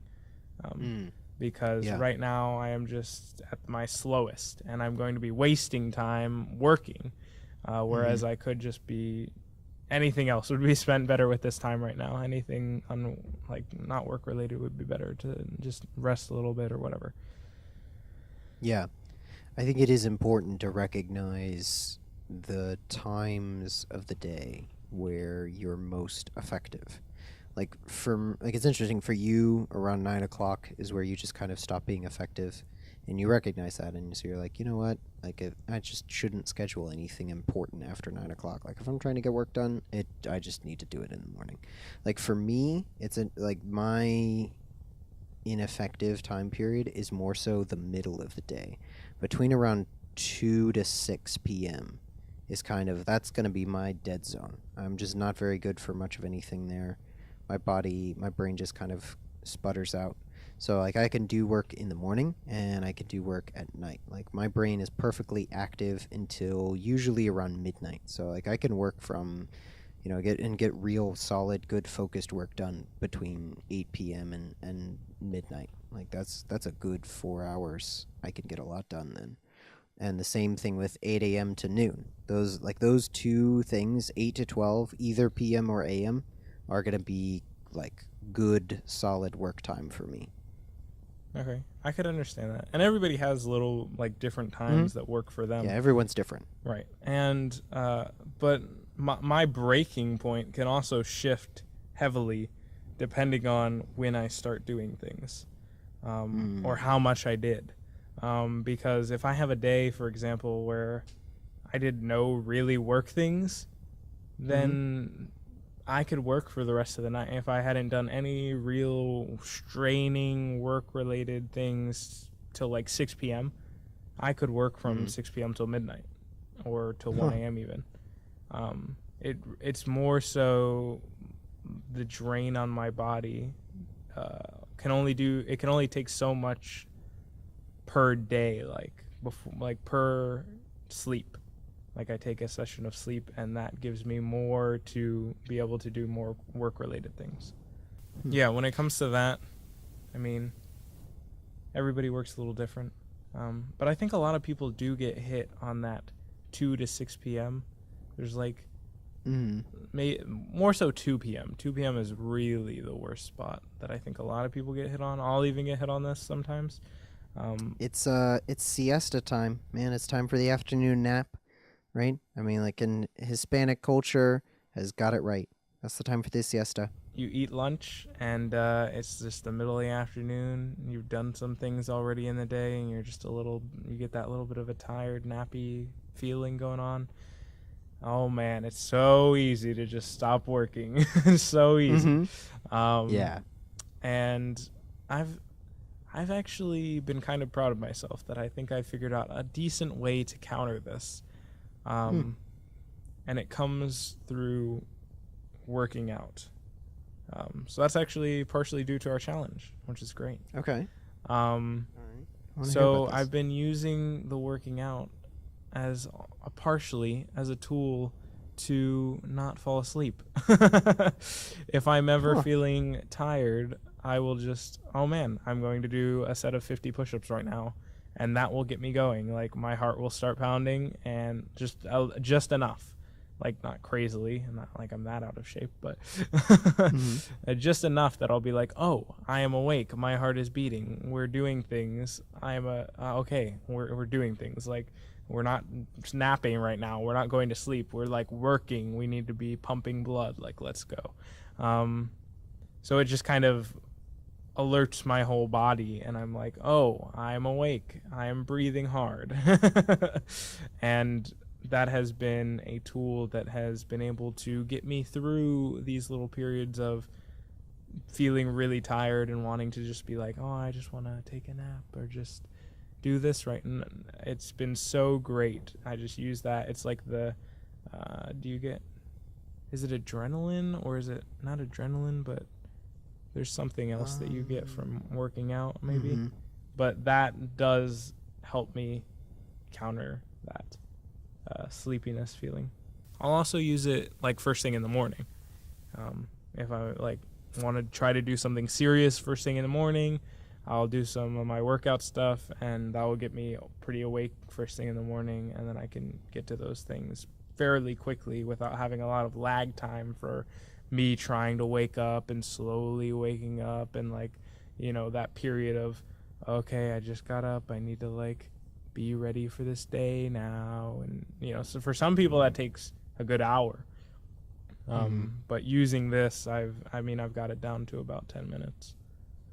Nice. Yeah, as far as the, slowly waking up thing, like I have gotten mine down to about, like if I want to, I've gotten mine down to about a minute.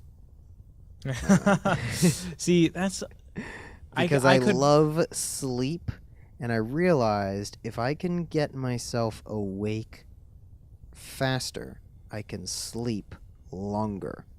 And so I just started narrowing that time further and further down. And me and my brother, we used to have challenges when he was my older brother, so he'd give me a ride, and we'd used to like race each other to the car when he was giving me a ride. So like his way of motivating was like, if you're not, like, we're gonna both wake up at the same time. If you're not at the car at around the same time I am, I'm just gonna leave without you. And he would be, like up out of bed, got his clothes on, teeth brushed, 5 minutes. So I had to get as fast as he was. Otherwise, I didn't get to go to, whatever the thing was that morning, right? Or I'd have to wait and ride with mom or somebody else or whatever. Right? I was like, wow. So that was, so growing up with that kind of motivation, I got really fast at it. I can jump out of bed, and I physically, like lurch out of bed, and that does create like just the tiniest bit of an adrenaline rush, and that kicks all of my brain into overdrive and like, okay, we're ready. See, that I get where you're getting at, but that's a little too much for me, and I think I could do a minute, but I don't think I'd ever want to, because it's a bit of a strain on me.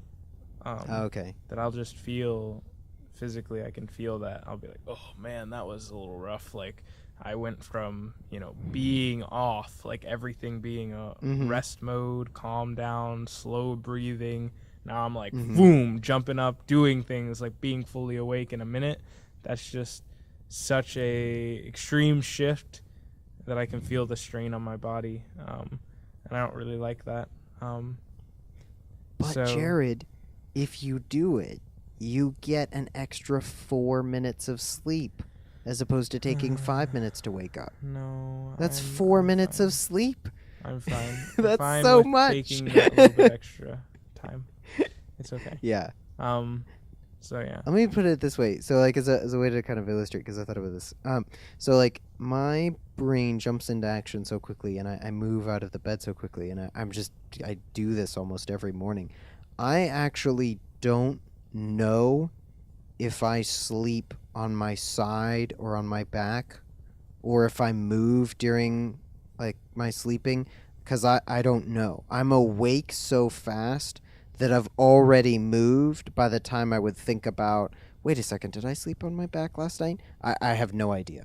It's been so long since I woke up and stayed still, like physically still, that I have absolutely no idea how I sleep.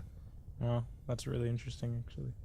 Because by the time my brain is kicked in, my body is already, like my head's off the pillow. It's too late. I have no idea. I would need to put a camera. I should just put a camera in my room, because I've been curious about this for like 10 years, right? It's been 10 years since I knew whether or not I slept on my back.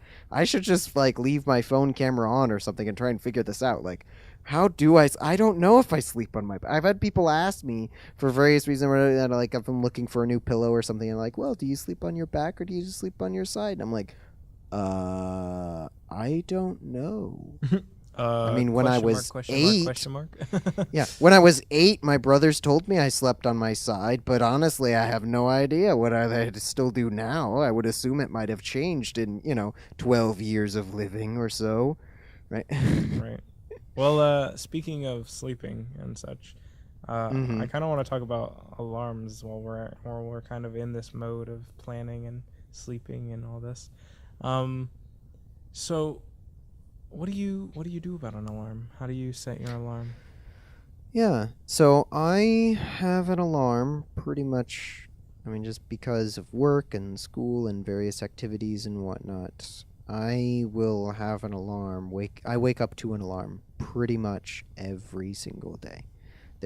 Maybe once a month I will be fortunate enough, and I really treasure these days where I don't have anything in the morning, and so I can sleep in and just not set an alarm. I really like the idea of not getting to set an alarm. That's a treat. But so I just use the Google alarm clock that's built into my phone, and I set it. I do often set it to the minute. Like I will have some alarms. Actually, let me pull it up. I have some on my phone for like class time and going into work and stuff, and they are set to the minute. So I have some for like, 7:42 a.m. because I know that it takes me exactly 12 minutes to get out of bed and into the car and with all the stuff I need for the day, and then 18 minutes to get to school, and then I want to leave a 3-minute buffer zone and whatever, right? So that gets me there right as class starts with a 3-minute buffer zone, right? So I have my alarm at 7:42 a.m. or Wow, those are all whatever very whatever it is. specific times. When I do things, I just round everything. Yeah, so I don't do that. I do have very specific times, and then I always include a buffer because every once in a while I'm wrong. I'll be off by a minute or two, so I try and include a reasonably sized buffer. Well, In proportion to that's what really I'm good. Buffers doing. are great. The only I Oh try to do yeah. that too, but the problem is I know the buffer I set, so I'm just like, oh well, I have another honestly, because, Mm. and then I ruin my own buffers, so it's awful. But Yeah, I had to train myself not. I used to use up my buffer with the snooze button, and that was terrible. I have now trained myself. I am not allowed to hit the snooze button ever. Like just never. You're not allowed to snooze anything. no, wow. Um, Wow. but that was, yeah. Sometimes I miss that, especially when I wake up early and I'm like, but I put 10 minutes of buffer. Like I could just snooze it for 5 minutes. It wouldn't be that big a deal. But that extra 5 minutes of sleep, if you can get back to sleep at all, is terribly ineffective and like just Exactly. such a waste. Exactly. Like I did some of the research on it, and yeah, I mean, pretty much any sleep doctor will tell you like that's awful sleep because it's 10 minutes. You're not getting good sleep out of that. If you really want to sleep 10 minutes longer, you should have set your alarm for 10 minutes later. Right. Exactly. This brings something up that I didn't think about until just now, but you said you use the alarm on your phone. Mm-hmm. I use a separate alarm that's just a clock and an alarm. Mm-hmm. And the reason I do this is because I don't want my phone to be in my room while I'm trying to go to sleep. And this is Yeah. because it can be very distracting. It's an open Mm-hmm. portal to all kinds of things. And Mm-hmm. I don't really want that there as a distraction for me while I'm trying to get to sleep, because otherwise I could spend endless hours on my phone, on YouTube, on whatever social media or whatever thing. Well, not social media, because as we discussed, I don't really use that. But, you know, Mm-hmm. um, just whatever thing I could be spending a lot of time, and it would just be wasted time, really. Like, it's not something I really intended to do, but it just kind of happens because it's there and I'm doing nothing else right now, but I should be trying to go to sleep. um, so I actually take my phone to a whole nother room to plug it in and keep it completely separate from me. And there's no chance, because once I lay down, it's much too far. It's much too far to go get my phone, so it's done. I'm not getting it for the rest of the night. Mm-hmm. Yeah, this is where I must admit you are a greater man than I in this regard. Because, yeah, I mean, you're right. All those things you said are true, and all those are great reasons why, yeah, everyone, all you listeners of the podcast, do as I say, not as I do. Yeah, you should totally not have your phone with you. That's a terrible idea because of everything Jared just said. Yeah. Yeah, I like that idea of thinking of the phone as an open portal to the internet. And that is an amazing, wonderful, awesome thing. But it's also a very, very big user of time, right? And a very big distraction. I know when you're trying to focus and sleep, you should definitely keep your phone as far away from you as you can. I just, Yeah, I mean, it's not. I know I should, but I don't. I don't think everybody has to do it that way. I just know it works Mhm. really well for me to do it that way. If you have trouble staying up all night looking at your phone, I would highly recommend this to people. Use a totally separate just alarm. Keep your phone in a different room. That would be great for you if you struggle with this. But anyway, I think maybe we could finish it off here with if we have some stories to share about maybe when some alarms have failed us. Yeah, so another great benefit, guys, of using a separate alarm clock is that most of those either plug into the wall or they use like a AA battery that lasts for, 10 years or whatever because it's a clock and it uses no juice. So basically, you don't have to worry about those, not working. However, your phone is not quite as reliable. So I have several times had my phone fail me in various ways. One time I was, staying up all night watching YouTube videos and fell asleep in the midst of a YouTube video, and while my phone battery was very low, and so it actually died overnight, and so the phone battery was dead, which not only meant that my alarm did not go off. It also meant that when my work called me to say, hey, where are you? I didn't pick up because my phone was dead and it didn't ring.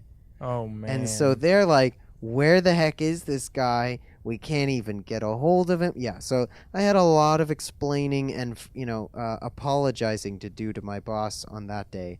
They were not very happy with me about that one. Man, that's rough. So I could understand why. that has happened, I think, once or twice. Only once with work. The second time, I think it was something, it was somewhat inane event or whatever, so it wasn't as big of a deal, but still, the same kind of thing. Phone battery was low, didn't, forgot to plug it in, and so it died overnight, right? That happens. Or if you leave it on vibrate. I know this is a pretty old one. They've fixed this since then, but it used to be that on one of the phones that I had, that the volume for the ringer was also the volume for your alarm, and so if you set it to vibrate so that you didn't get any phone calls, or so that the phone part didn't ring, that would also mean that your alarms would only vibrate. They wouldn't go off with an audible tone. That was not cool because I often leave my phone on vibrate just because I don't want it going off at work or school, and since that's most of what I do with my life, I pretty much just leave it always on vibrate. But it is not allowed enough vibration to wake me up. So, yeah. But thankfully, Android has since been updated, and I have a new phone and whatnot. That was years ago that happened. But yeah, so now alarms have their own separate volume section, and that is always turned all the way up to the max to make sure that it always goes off. Right. So I guess I'll share one of my stories now. Or actually, I'll go ahead and share a couple because they're a little shorter, I think. But so my two main ones and most recent stories are, one morning I actually had slides at the church, and so that meant that I had to come in at 8 a.m. and the church is about 20 minutes from my house. So that means I was planning to wake up somewhere around 7:20, get ready fairly quickly and head out. Mm-hmm.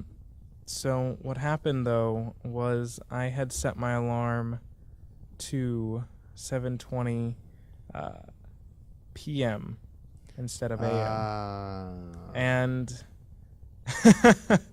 and the reason that happened was because I set it late at night while I was very tired, and just made the mistake very easily while being very tired, and that was a bad choice to be staying up that late that night before when I had that to do so early anyway.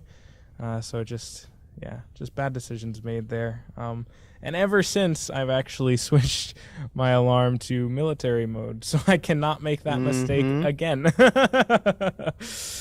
I was going to say, the benefit of military time. Yes, I do see the superiority, especially for the alarm in this sense. So That is now set that way. The other one that happened though was a lot more unfair, and I did nothing wrong. I did nothing to deserve this.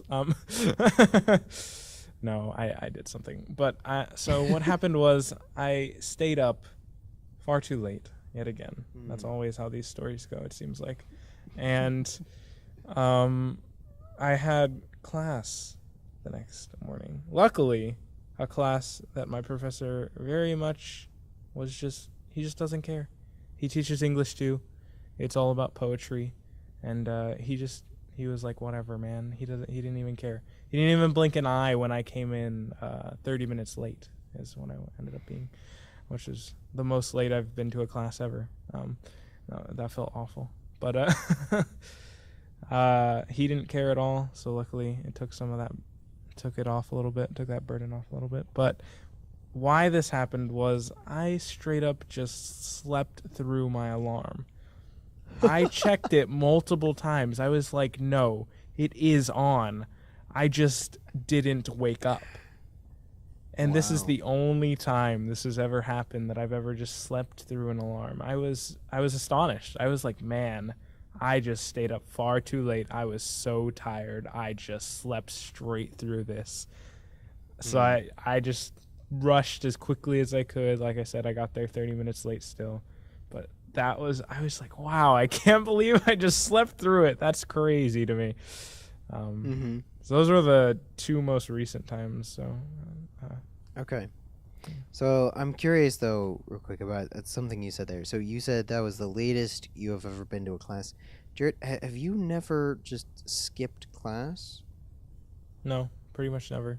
In fact, What? last semester I was taking Calculus 1, and I had pretty much secured myself the A in the class. I was done. But there were still 2 classes left. And one class was the review for the final exam, and the second class was the final exam, which I did not have to take because I got very good grades. But I went to the final review anyway, and people were very confused and very upset. They were like, Jared, you should just be not here enjoying your not having to take this. But I was there because I am trying to learn calculus, and I just wanted the last little refresher and the little review and making sure I really know this stuff. Because next semester I was going to take Calc 2, and I need to know all these things. So I didn't see why not go. Jared, you are a very good and diligent student. Well, thank you. Why? Why would you? You've never just been like, you know what? I just really don't feel like going to class today. I'm just gonna skip. You've never. No, I don't just decide that I'm just going to skip. I You're think there was one. No, wait, there might have been one time. One time. Oh, I don't know. wow. It's really, I really don't do that very. Now I see why you get like 105 in every class or whatever. Like I get a 95 and I'm fine, but you know, again, you're sitting there with your 105 or whatever in like every single class, and I'm just like, what is wrong with you? Like, why wouldn't you just take a day off and be like, you know what, forget this, I'm gonna go get a cup of coffee? But it's not about the actual grade. It's about the fact that you learned nothing and I learned a little bit. Once again, Jared, you are a very good and diligent student. I am proud of you. And in this regard as well, you are a better man than I. I'm just kidding. I'm sure you learned plenty. You're pretty good. Pretty good about just learning. I did, off but of I'm lectures, sure you which is learned great. more.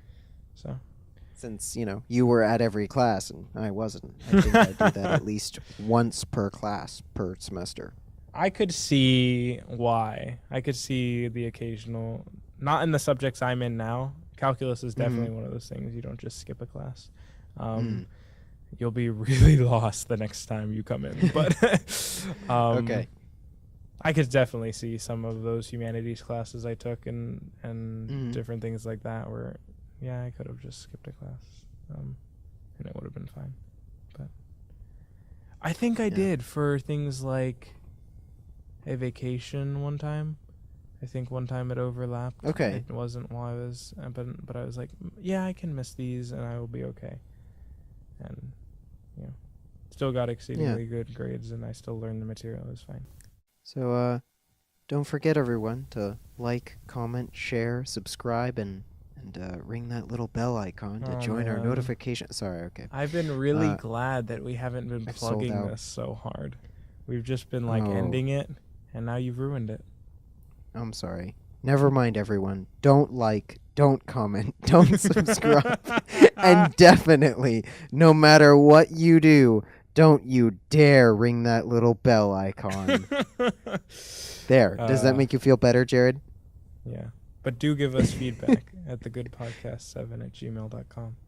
There we go. But Or it's check us out really- online It's really late at now, so that really hard to say yeah, website. well, it's That'll it'll be be in the Yeah, links. it'll as be well. in the little dooply-doop description box thing of whatever you're listening to this on. Dooply doop. Wow. Well, anyway, Yeah. it is very late, and I think I am done recording this. So yeah.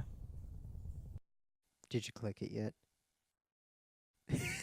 Sorry, I think it would be really funny if you hadn't. Really funny if you hadn't. Really funny if you hadn't. Really funny if you hadn't. Really funny if you hadn't.